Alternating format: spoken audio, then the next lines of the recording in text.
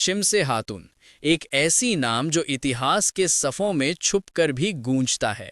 लेकिन सवाल ये है, ये औरत कौन थी जिसके कदम से खुदाई का पैगाम महसूस होता था। रात का वक्त था, कुद्स के किले पर धूल उड़ रही थी और हवा में तलवारों की खनक मिल रही थी। अचानक एक लंबी सांस की आवाज़, एक खामोशी, और उस खामोशी को चीर कर निकलती एक औरत की आवाज़, आज कोई पीछे नहीं हटेगा। ये थी शिमसे खातून, एक ऐसी शख्सियत जिसको दुनिया पहले सिर्फ एक रक्कासा समझती थी, लेकिन तकदीर ने उसे जंग के मैदान में एक दास्तान बना दिया। दुनिया के सामने एक औरत थी, लेकिन अंदर एक तूफान था। पहले लोग हंसे, लोगों ने कहा ये तो बस गीत गाती है, इससे क्या पता जंग क्या होती है। लेकिन उन्हें क्या खबर थी कि ये गीत एक दिन तलवार बन जाएगा। शिमसे खातून की जिंदगी एक शाम से शुरू होती है जब सलाउद्दीन अयूबी के लश्कर ने मिस्र और कुद्स के दरमियान का इलाका आज़ाद करने की तैयारी की। उस वक्त एक खौफ था, दुश्मन के पास फौरन आई फौज और अंदर से लोगों में थकान और मायूसी। मगर इसी अंधेरे में शिमसे खातून ने अपने जज्बे से रोशनी जला दी। एक वक्त था जब वो पैलेस के डांस हॉल में सितार बजाती थीं, और दूसरा वक्त आया जब उसी हाथ में तलवार चमक रही थी। क्या आप सोच सकते हैं, एक ऐसी औरत जो पहले गाने से दिल जीती थी, अब जंग से कौम बचाने लगी। ये बदलाव एक दिन में नहीं आया, ये वो दर्द था जो अंदर से उबल रहा था। जब उसने अपने लोगों को क्रूसेडर्स के जुल्म के नीचे रोते देखा, जब उसने देखा कि औरतें अपने बच्चों को गोद में मारते हुए खामोश हो गईं, तब उसने फैसला किया, मैं खामोश नहीं रहूंगी। ये कहानी सिर्फ एक औरत की नहीं, ये वो आवाज़ है जो हर दिल में छुपी होती है, लेकिन डर के पीछे बंद। शिमसे खातून ने वो दर्द तोड़ दिया। एक वक्त ऐसा आया जब सलाउद्दीन अयूबी खुद हैरान रह गए, क्योंकि जिस दिन उन्होंने शिमसे को अपने कैंप में देखा, वो अपनी पहली जंग के जख्मों के साथ आई थी, लेकिन आंखों में आग थी। उन्होंने कहा, मैं लड़ाई सीखना चाहती हूँ। और सलाउद्दीन ने सिर्फ मुस्कुराकर कहा, फिर तैयार हो जाओ, क्योंकि लड़ाई सिर्फ हथियार की नहीं, जज्बे की होती है। उसके बाद दिनों के सफ़र ने शिमसे खातून को एक नई मंजिल दी। ट्रेनिंग, डिसिप्लिन और जज्बा, ये तीन चीज़ें उसने अपने खून में घोला। लोग कहते थे कि औरतें जंग के लिए नहीं बनती, मगर शिमसे ने साबित कर दिया कि कभी कभी ताकत नफरत से नहीं, मोहब्बत से पैदा होती है। वो अपने कौम से इतनी मोहब्बत करती थी कि मौत से भी डर नहीं लगता था। हर सुबह जब वो अपने फौजियों को देखकर कहती कि आज हम मरेंगे या जीतेंगे, लेकिन पीछे नहीं हटेंगे, तो उसकी आवाज़ से पूरी फौज में बिजली दौड़ जाती थी।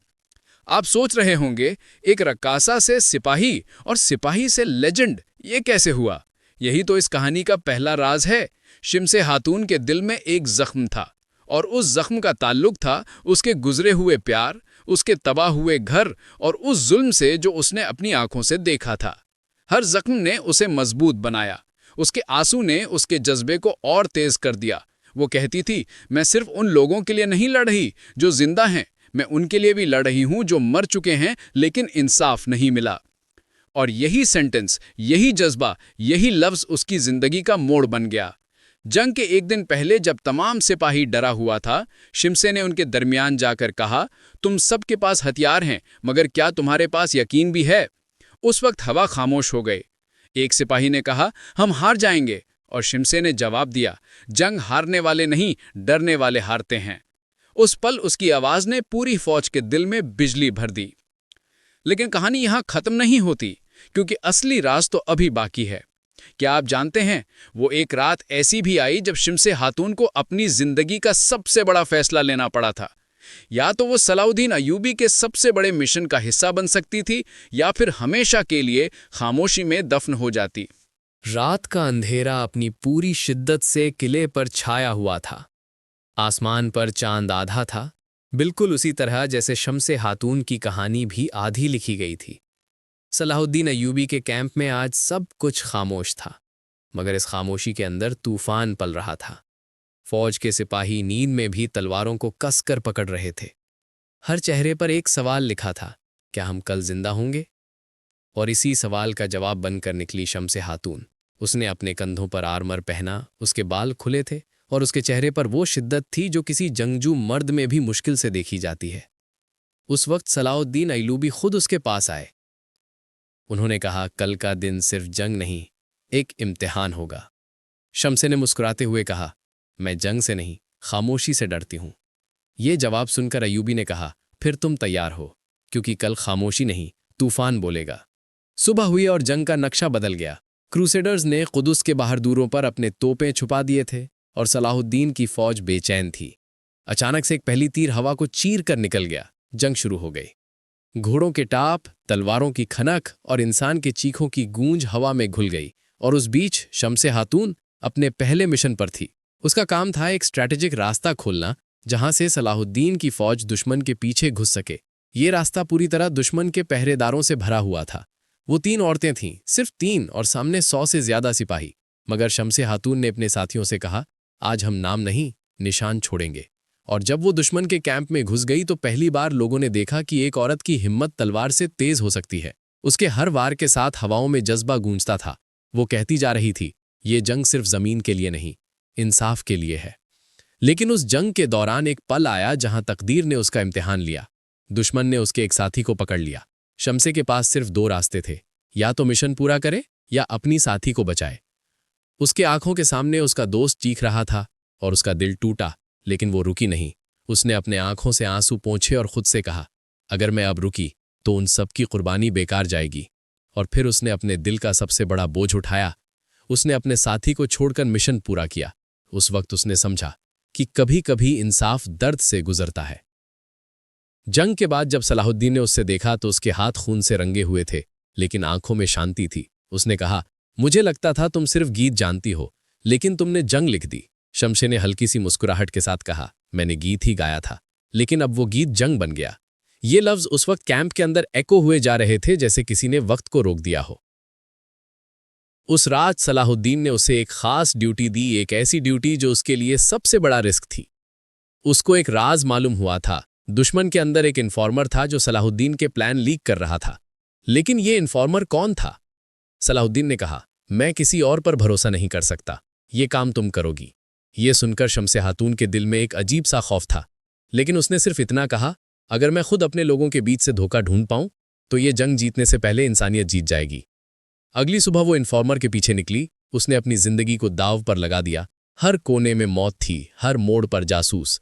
मगर शम्से ने अपनी आंखों में वो जज्बा रखा जो सिर्फ उन लोगों में होता है जो मौत से ज्यादा सच से डरते हैं। और जब उसने उस इन्फॉर्मर को देखा तो उसका चेहरा देखकर उसके पैर जम गए, क्योंकि वो इन्फॉर्मर कोई और नहीं बल्कि उसी फौज का आदमी था जिसे वो अपना भाई समझती थी। एक पल के लिए दुनिया रुक गई। उसके हाथ में तलवार थी, मगर दिल टूट गया। उसने कहा, तुमने ये सब क्यों किया? और वो आदमी सिर्फ इतना बोला, मैं जीता हुआ इंसान नहीं, एक धोखा हूं। उस रात शम्से ने अपनी जिंदगी का सबसे बड़ा फैसला लिया। उसने अपने ही दोस्त को खत्म किया ताकि फौज बच सके। वो पल उसके दिल में दाग बनकर बस गया, लेकिन उसके जज्बे को पत्थर बना गया। सलाहुद्दीन ने कहा, आज से तुम मेरी फौज नहीं, मेरी मिसाल हो। लेकिन कहानी यहां तक नहीं, क्योंकि अब आने वाला था वो लम्हा जब शम्से हातून सिर्फ एक सोल्जर नहीं बल्कि एक लेजेंड बन गई थी। वो दिन जब सलाहुद्दीन का सबसे बड़ा मुकाबला होने वाला था और शम्से हातून उस जंग के आगे खुद अपनी कुर्बानी देने वाली थी। लेकिन क्या उसने जान दी, या तकदीर ने उसके लिए कुछ और लिखा था? सुबह का वक्त था, लेकिन आसमान पे सूरज नहीं था। सिर्फ लहू का रंग बिखर गया था। जंग का दिन था और हवा में मौत की बू थी।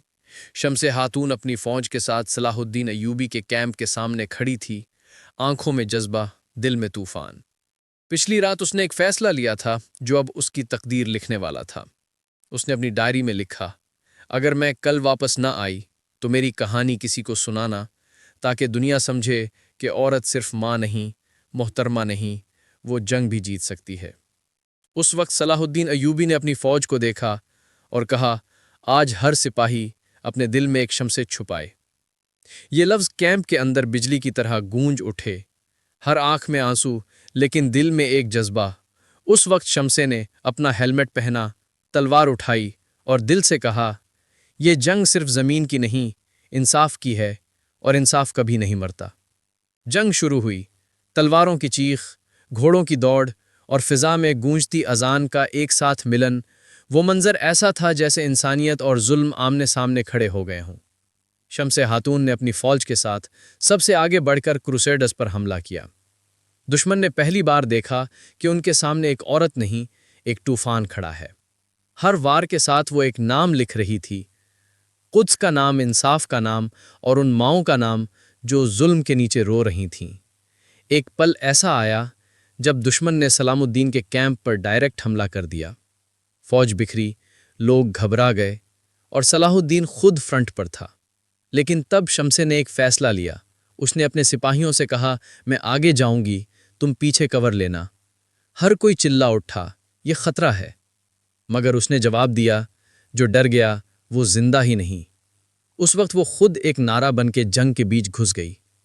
उसके हाथ से तलवार चमक रही थी, लेकिन उसके दिल में दुआ चल रही थी। एक तीर आया, उसके कंधे को चीर गया, लेकिन वो रुकी नहीं। दूसरा तीर उसके करीब गिरा, फिर भी वो चिल्लाकर कहती गई, पीछे मत हटना। हर पल उसका खून जमीन पर गिर रहा था, मगर हर बूंद के साथ एक नई हिम्मत पैदा हो रही थी।